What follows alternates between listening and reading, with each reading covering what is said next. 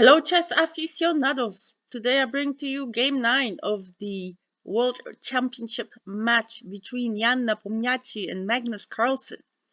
As you can see in the score sheet, Nepomniachtchi was white, Magnus Carlsen was black. This happened on December 7th, 2021. That means today, same day I'm recording this. And this was game 9. So it started off with c4, e6. So this is considered the English opening, something different. g3, d5, bishop to g2. This is called the fianchetto bishop because it goes and stares at the long diagonal. Once this bishop is moved, this pawn becomes very weak and it can be taken and directly attack the rook. All right, then we continue to d4. It's kind of the actions going on, but sideways. Knight to f3, knight to c6, castle, bishop to c5, d3, interesting. Okay, so far so good. Knight to f6, you got the two knights here staring, developed. So at this point, 4 pieces are not developed by Magnus, and 1, 2, 3, 4, 5 pieces are not developed by Nepomniachtchi. So remember, development is key, so you got to get them out, got to get them out the garage. You've got a Ferrari, doesn't do anything unless you take it out of the garage and ride it. So it's almost a tempo issue here. Even though Magnus is black, usually black is a little bit behind because white starts first, but look at this point. By move 6, it seems that there's more development on the black side than the white side, which usually is not the case. But anyway, now we have knight goes to d2, a5. Look at that. Look at this right away going to a5. Okay. Almost wanting to stop any advancement of these pawns or wanting to be there first. Again, aggressive play. I want to be there first before you arrive so that I can manage more stuff than you can. That I am in control more than you are in control. Knight to b3, attacking the bishop. Bishop retreats to e7. e3, attacking the pawn. Takes with the bishop. Knight to g4, continues on the attack on this bishop. Bishop goes to c5, attacking the other bishop,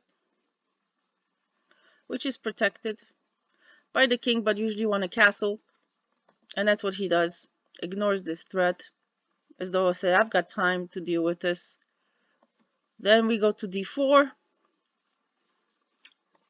c4. Notice the advance of this pawn. Notice the advance of this pawn. It's like Magnus predicted that this knight move was going to come here, so he wanted to be the first one to attack it. So therefore, there's resistance again. I want to be there first. And you, as the white opponent, are more on the defensive than on the offensive here. So Nepomniachtchi continues with the attack, attacking the queen. So that's called the counter attack. So if your queen is you're attacking my knight, but I'm going to be attacking your queen. Basically, I'm going to be attacking your heavier piece. Worth more points in total here. So queen takes. Just that. Without any sort of like protection. Usually you want to have protection. To me, right there, I can see that Nepomniachtchi is not playing his best chess here. Right by this move. Why did he just give up his bishop like that? Knight to c6. At the same time, attacking the pawn and eyeing this pawn, although it is protected. A3, notice the continued advancement of this pawn. It just like froze everything by the king side, and the attention is directed by this lowly pawn just moving up the board by Magnus. A continued attack, and the counter attack wasn't as strong. Where is the counter attack? Bishop takes on A3.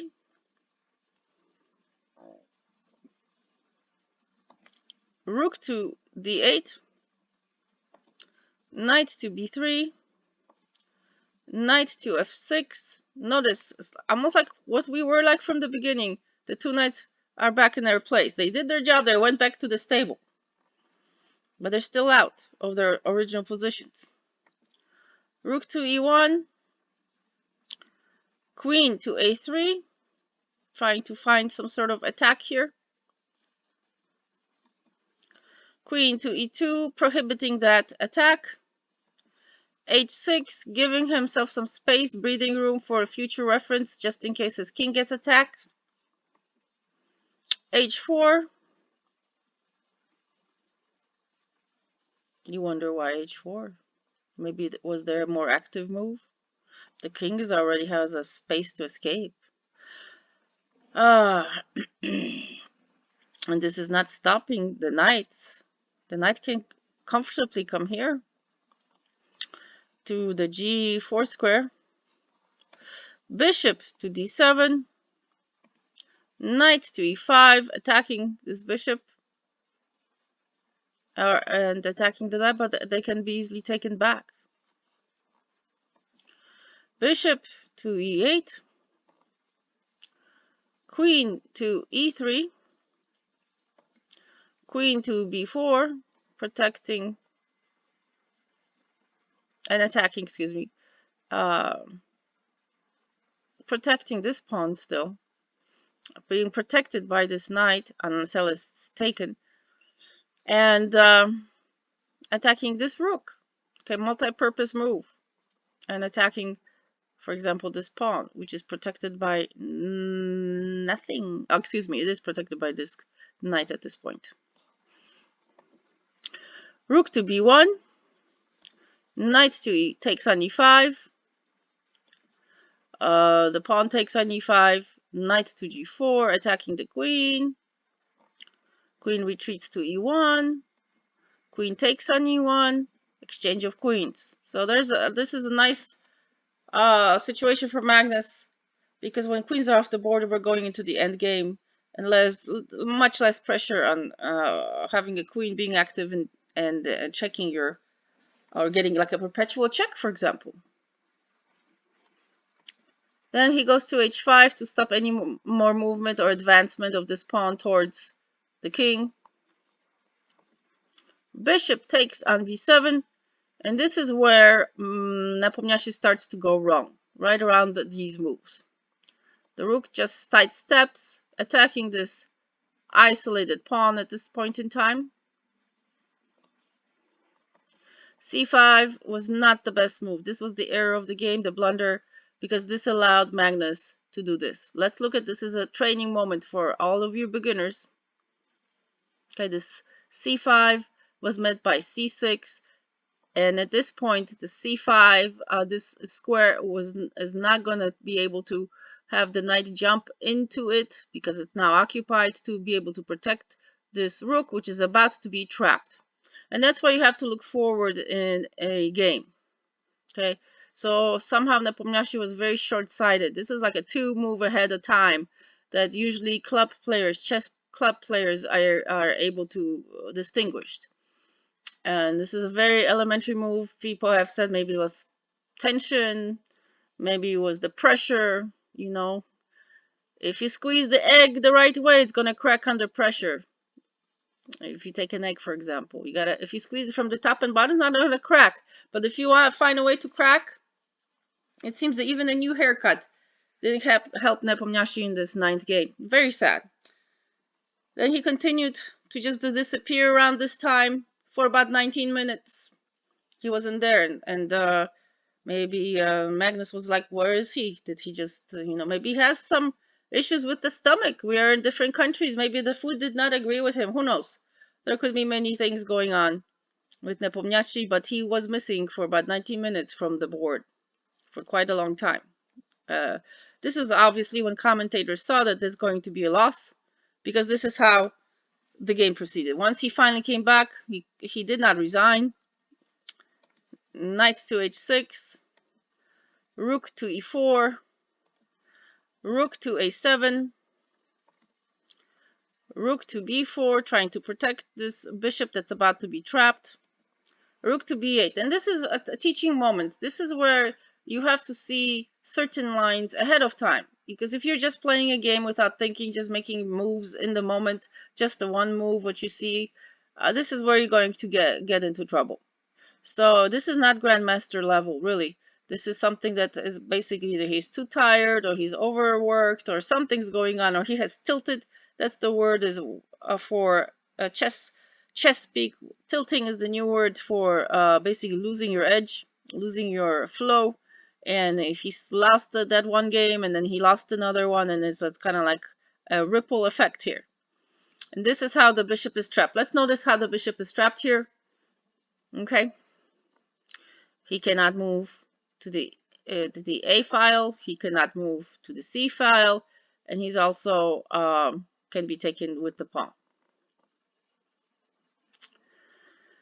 And that's it. Once you lose a piece in this kind of high-stakes game between grandmasters, you can really not recover unless the other side makes a blunder. And we're talking about Magnus Carlsen. Even though he may be tired, he's not going to lose a game that seems to be elementary. And this is where I've stated before, psychology is key. Human beings are human beings. This is not some sort of robot that's playing. And it's a beautiful thing that I think human beings are still human beings. Woe the day that human beings wants to become like robots, because where's the soul? Where's the emotion? That's what makes us human. And I think that's a nice and unique addition. Okay? Also, the existence of God comes into play. Technically, it's almost like touching infinity when you play chess, because there's so many different ways the human mind can play chess. And now these supercomputers can calculate, but they still cannot finish it. Even these supercomputers cannot finish a game of chess and like solve it. What's the easiest way to solve, what's the easiest way to get there? So it's kind of like a multi-dimensional game. You have to see geometry in this game. You have to see if this move, there's so many moves that can be affected, what squares will be affected in the future, you see. Not in the moment, but also in the future. So whoever's able to visualize the possibilities, it's kind of like winning the lottery almost, you know? Which number is going to come up next? You got to have a feel for it. It's kind of like an intuition type of situation. You just have to maybe subconsciously see things with your eye, with that spiritual eye, as far as where the geometry is going to land you in 5 moves ahead, 6 moves ahead, however deep you can go. That's why some chess grandmasters have lost their sanity, because you can lose yourself. You can lose your sanity if you're not careful. If you try to just do this is the only thing that you do. It can be you can lose your sanity, and some chess masters have done so. Like Paul Morphy had some odd things. Several chess masters have grandmasters have lost their sanity, or they go into drinking or somewhere to manage all of the stuff that has to go on. So it's a two-edged sword. And it's really nice to see that Magnus Carlsen, being 31 at this point in time, has been able to be at such a high level and seems to be a normally functioning human being. I think he has a very balanced life. He has a father that really cares about him. There's no father issues in that sense, that he did not grow up without a father. There seem not to have been any economic issues. A normal, tight-knit family. And I think that all of that factors together to make a wholesome human being, where psychologically you can be able to manage many stressors and not crack so much under pressure. But that's my spiel. Anyway, let's continue. So this is basically the end of the game. For Nepomniachtchi, it's just a matter of time to just buy when you're so much down in material. and you don't have a queen, don't have a way to get a queen, have a pawn become queen. He's trying really hard with his a pawn, but obviously Magnus is going to stop him. So let's just continue for instructional purposes with the end of the game, and this is where Nepomniachtchi resigned. Obviously, he was not going to get a pawn promotion, and there were 4 pawns to 3. Obviously, it was a matter of time that Magnus Carlsen would win, and by resigning, Magnus Carlsen has won. Thank you so much for watching. Hit like and subscribe, and keep enjoying chess. I hope you keep playing chess. Don't get frustrated. Even the best of the best, as you can see, crack under such pressure, and just enjoy the game, whether win or lose. That's about how you can see. Just learn from life. Just get up. If you lose a game, get up, clean yourself up, learn from it, and continue on. Just move on. As Einstein said, do not like a bike. If you stop, you're going to fall over. You got to keep moving. Okay? You got to keep pushing. You got to move forward. And so I think that's the best strategy for life. If life knocks you down, you got to find the strength to get up and just keep moving. Inertia, momentum is what keeps things going. Thank you so much. Au revoir.